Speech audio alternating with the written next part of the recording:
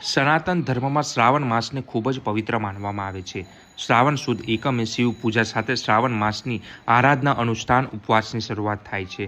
આ વર્ષે શ્રાવણ માસમાં 5 સોમવારનો અનોખો સંયોગ સર્જાયો છે. સોમવારથી શ્રાવણ માસની શરૂઆત થઈ હતી, તો હવે સમાપ્ત સોમવારના દિવસથી થશે. ત્યારે નવસારીના શિવાલયોમાં જે અમાસની પૂજા સાથે શ્રાવણ માસની જે ઉજવણીનો જે શરૂ થઈ ગઈ હતી, ત્યારે નવસારીમાં આવેલા તમામ શિવાલયો જે અનોખી રીતે તેની ઉજવણી કરવામાં આવે છે.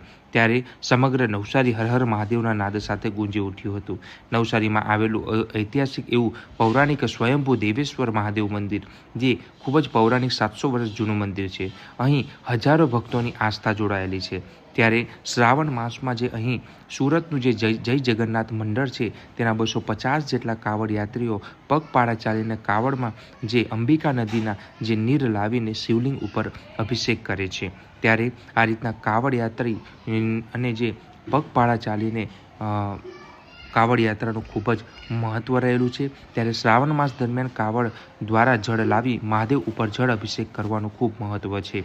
સુરતના જય જગન્નાથ મંડળ દ્વારા 250 જેટલા કાવડ યાત્રીઓ કછોલીથી અંબિકા નદીના નીર પગપાળા જે નવસારીના દેવેશ્વર મહાદેવ મંદિર ખાતે આવી પહોંચ્યા હતા. છેલ્લા 7 વર્ષથી આ જે ભક્તો છે, મહાદેવજીના જે ભક્તો છે, તેઓ આ કાવડ યાત્રા કરે છે. અને છેલ્લા 4 વર્ષથી નવસારીના સ્વયંભૂ એટલે મધ્યમાં આવેલા સ્વયંભૂ દેવેશ્વર મહાદેવ મંદિર ખાતે આવીને તેઓ પોતે જે જળ અભિષેક કરે છે. ત્યારે આ રીતના સમગ્ર મંદિર પરિસર હર હર મહાદેવના નાદ સાથે ગુંજી ઉઠ્યું હતું. જે કછોલીથી નવસારી 22 કિલોમીટર જેટલું પદયાત્રા ચાલીને જે શિવલિંગ ઉપર અભિષેક કર્યો હતો. જય દેવેશ્વર આપણા નવસારીના મંદિરમાં વિરાજમાન સ્વયંભૂ શ્રી દેવેશ્વર મહાદેવ જે અતિ પૌરાણિક છે, જ્યાં ઘણા બધા ભક્તોની આસ્થા છે. નવસારી છોડીને દક્ષિણ ભારતના, દક્ષિણ ગુજરાતના જેટલા પણ છે, બધા ભક્તોની આસ્થા છે. તો આજે જે આપણે જોઈ રહ્યા છે, તો જય જગન્નાથ મિત્ર મંડળ, જે લોકો ઓડિશાવાસી છે, એ લોકોનું આખું એક ગ્રુપ છે જે સુરતમાં સંચાલન કરે છે. તે લોકો 7 વર્ષોથી કાવડની યાત્રા કરે છે, જેમાં 4 વર્ષો એ લોકો સ્વયંભૂ દેવેશ્વર મહાદેવ મંદિર આવીને કાવડનું જલ ચડાવી દે છે.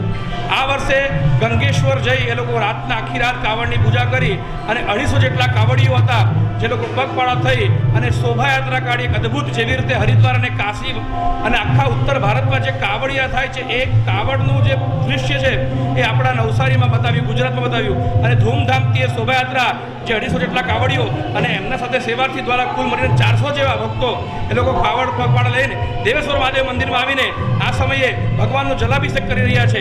તો આપણે ભગવાનને એ જ પ્રાર્થના કરીએ કે જે જગન્નાથ મિત્ર મંડળ જે કાવડ દર વર્ષે કરે છે, એ લોકોની સંખ્યા વધતી થાય અને આ વસ્તુ સનાતન સંસ્કૃતિ જોઈને જેટલા બી આપણા સનાતન સંસ્કૃતિ છે એમની આસ્થા વધે. એવી રીતે આપણે દેવેશ્વર દાદાને પ્રાર્થના કરીએ અને તમામ જેટલા બી કાવડીઓ છે અને ભક્તો છે, ભગવાન એમની મનોકામના પૂર્ણ કરે, એ જ ભગવાનને પ્રાર્થના કરીએ છીએ. જય દેવેશ્વર.